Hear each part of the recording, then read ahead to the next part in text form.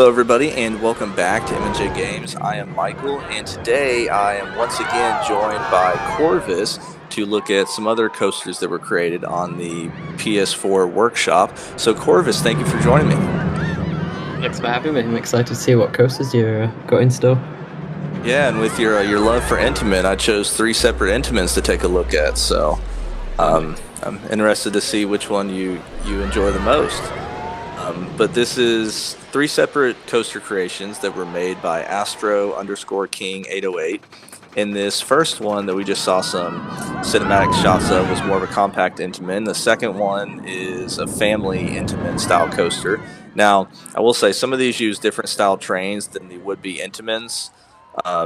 But I think he designed the track layout similar to what Intamin would be. And then the last one is an Intamin Blitz concept that does use, as you can see right there, the Rage style coaster trains. So that part is different. But I think with the layout, got some concepts from some other Intamin Blitzes. So I'm excited to take a look at these. Any thoughts, Corvus, before we get started? I think it's an interesting idea putting the 4-seated trains on. It could be something for Intamin to have a look at. Yeah, for sure. I mean, I know I like the 4 seats across on a lot of rides, but maybe that's just because I love being in Hypers and Gigas. So, yeah, and so this first one, this is more of a compact Intamin, as you can kind of see with the layout. It's got a top hat. You've got kind of that really cool launch area that's underneath the pathing system there, and just really a really cool compact layout. I really like the look of it. It looks like like you'd kind of see like a manufacturer's model, so it definitely looks like an Intamin. Yeah, for sure. And so once again, we got X sector, but this one's called Flatline. And I believe that lettering in the front was something that was made about a year ago in the workshop by Mavs Fam 4, I believe. But I love that height marker, and so you get that great view of the top hat right as you enter the queue. It's like perfectly framed by the turnaround over the entrance as well. And I mean, I just feel like anywhere you're sitting in this queue, you're going to get great views of the coaster flying by, and maybe need some more protective fencing there, or don't die fencing, as you guys say in the UK, right? So, I think that's because of Chacho. sorry, what'd you say? I think that's because of Chacho with the don't die fencing. I don't know whether he made the term, but that's where I've got it from. Okay, yeah, because I remember I'm like, it's a chain link fence, but I mean, obviously it makes sense. Don't die fencing. Don't want to die. Stay on the right side of the fence. Yeah, so let's go ahead and take a ride on the coaster, and we'll talk afterwards.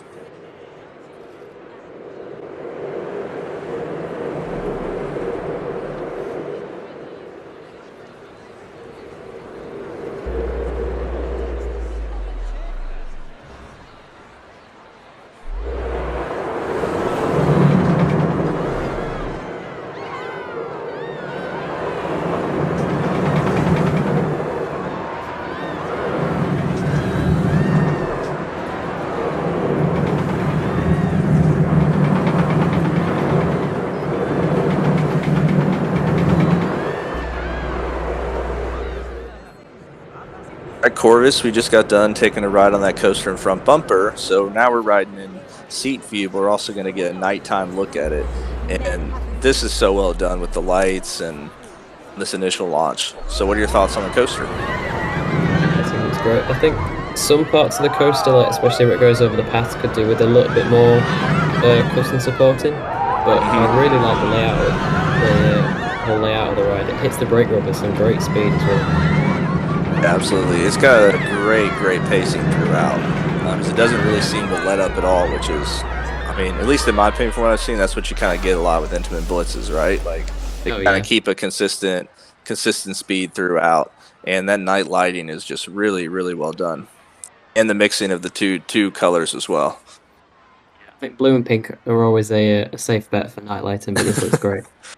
Yeah, agreed. And I do agree though about some extra custom supporting, but like right there at the top part of that Immelman could have used it. But I also like how here at the launch, I think if you turn around, like a screen. So in theory, there could be like little pre-launch video being shown or something like that. You know, something to kind of immerse you in the ride even more.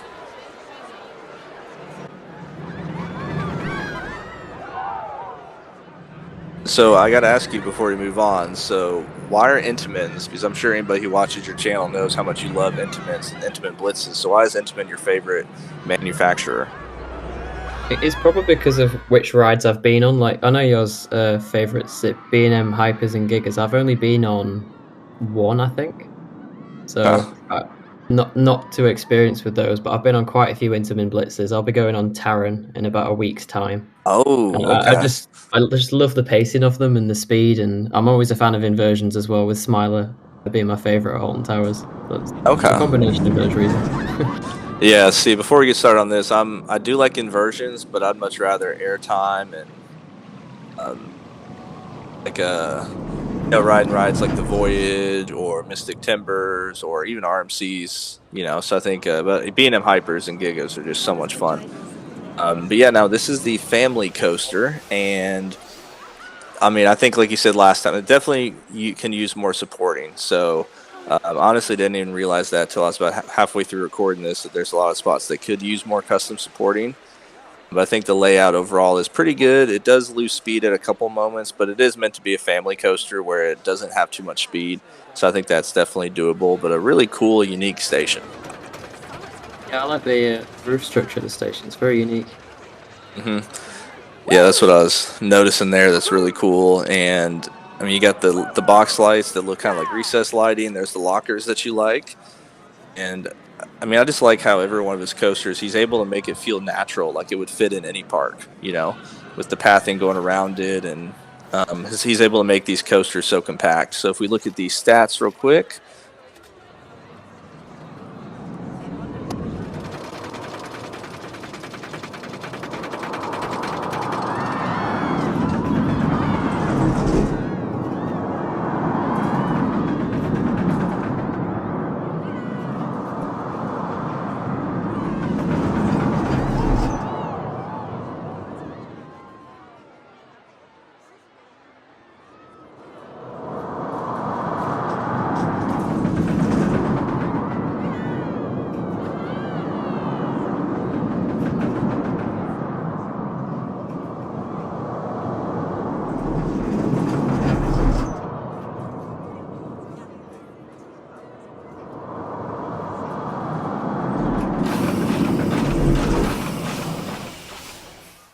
so Corvus, that was the family Intamin concept. And what are your thoughts on that coaster?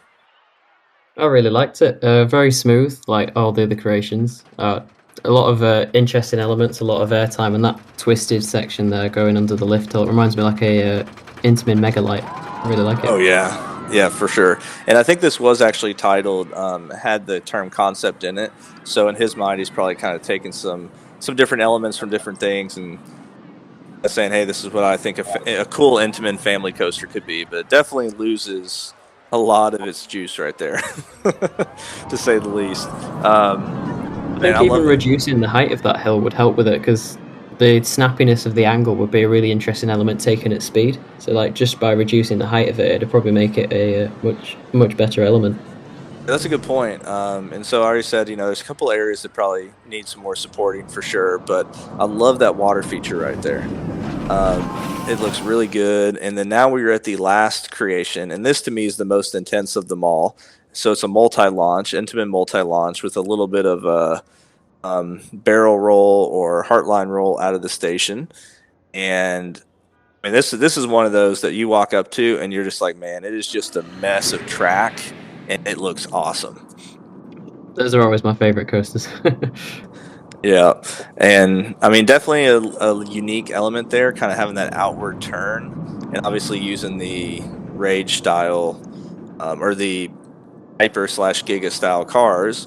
But I think those do have got the most comfortable restraints, in my opinion. I really like the. I think that was meant to be like a multi-pass launch section there. I know obviously the Yeah, game can't do it, but with the spike at the back and the like airtime hill in the middle, that's a really interesting element. yeah, he's got a couple other ones that he's done that he's uses that vertical spike in the back and it's not connected. But yeah, you're definitely right about that. Where wanting to give the illusion kind of like a Pantheon ride or something like that. So hopefully in Planet Coaster 2, we're able to use those type of elements. And one thing too that I think is cool about all of his creations is he uses a lot of the same concepts throughout it, but he kind of changes it to kind of meet the color scheme or maybe the concept of that ride. Like he's still got the same custom queue covering, but he's just changed the color to match the ride. There's all the props and stuff throughout the ride as well, like the metal structures and the rock work. It gives the whole ride area like a really nice theme. And it looks like this might be a custom support right out of the station, but hold on, let's look at the stats real quick. So biggest drop 97 feet. It's got 6 inversions, 7 airtime hills. So we'll talk to you after the coaster.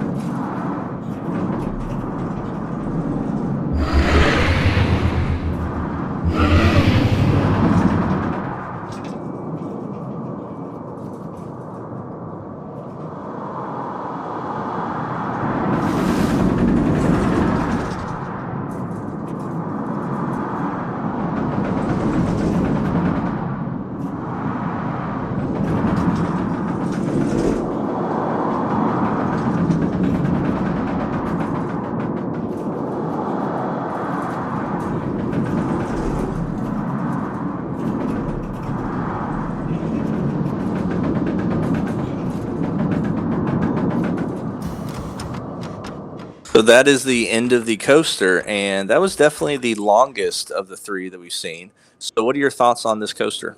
There was a lot of elements from, I know it's not an Intamin coaster, but the Ride to Happiness at Plops the Landerpan, the Mac Extreme Spinning Coaster. There was a lot of inspiration from that, which I really liked with some of the inversions.